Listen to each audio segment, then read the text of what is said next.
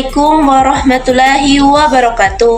Hai teman-teman, perkenalkan nama saya Nurantika Dwi Putri dengan NIM 2011130030 dari kelas 4A Ekonomi Syariah dengan mata kuliah Etika Bisnis Islam dengan dosen pengampu Ibu Noni Afrianti ME. Nah, di sini teman-teman, saya akan menjelaskan sedikit mengenai etika dalam konsumsi. Konsumsi sendiri adalah suatu kegiatan mengurangi atau menghabiskan nilai guna suatu produk atau barang. Dengan etika dalam kegiatan konsumsi seseorang, maka tidak akan mengganggu hak-hak milik orang lain. Adapun 4 etika konsumsi yang harus kita perhatikan. Yang pertama, kita harus memperhatikan halal dan haramnya suatu produk yang akan kita konsumsi atau barang yang akan kita gunakan. Yang kedua, kita tidak boleh menghambur-hamburkan uang, tidak boleh boros, tidak boleh kikir. Yang artinya di sini adalah kita harus mendahulukan dulu kebutuhan kita daripada keinginan kita. Yang ketiga adalah sederhana tetapi efektif dan efisien, di mana ini berarti ialah ketika kita menggunakan uang ataupun ketika kita mengkonsumsi suatu produk, hendaklah kita tidak berlebih-lebihan, karena pada dasarnya berlebih-lebihan itu adalah tidak baik. Yang keempat yaitu hendaklah kita senantiasa bersyukur atas nikmat yang telah diberikan oleh Allah Subhanahu wa taala kepada kita. Karena apa yang telah Allah Subhanahu wa taala berikan kepada kita itu adalah hanyalah sebuah titipan semata. Selanjutnya yaitu contoh dari etika konsumsi seperti video berikut. Di sini saya akan memberikan contoh etika dalam konsumsi. Yang pertama yaitu kita harus memperhatikan halal dan haramnya suatu produk yang akan kita konsumsi. Contohnya adalah seperti minyak ini teman-teman. Minyak ini sudah terdapat label halalnya dari MUI.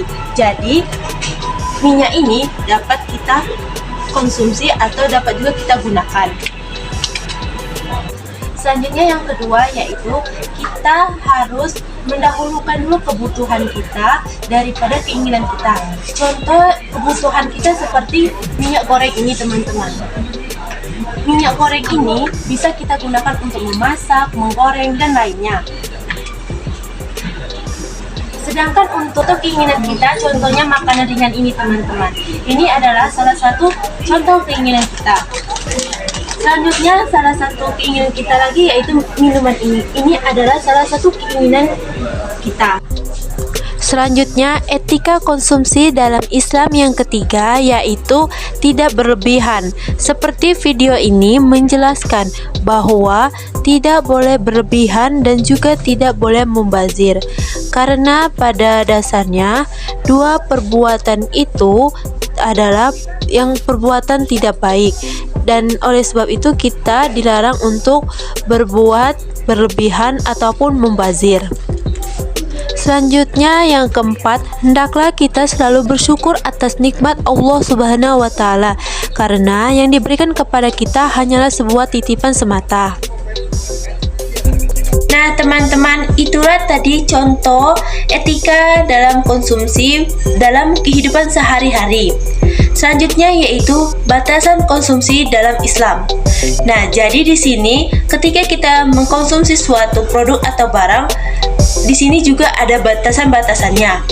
Batasan konsumsi dalam Islam tidak hanya mencangkup pada makanan dan minuman, tetapi juga mencangkup jenis-jenis komoditi lainnya. Quraish Shihab menjelaskan dalam tafsir Al-Misbah yaitu bahwasanya komoditi yang haram memiliki dua macam. Yang pertama yaitu haram dalam bentuk zatnya, di mana ialah seperti babi, bangkai, dan darah. Dan yang kedua yaitu haram dari bukan zatnya. Contohnya seperti memakan makanan yang tidak diizinkan oleh si pemiliknya. Nah, jadi teman-teman, jangan sekali-kali kita memakan makanan yang tidak diizinkan oleh si pemiliknya, karena itu adalah haram. Selanjutnya, komoditi yang halal adalah komoditi yang tidak termasuk dari dua macam tadi.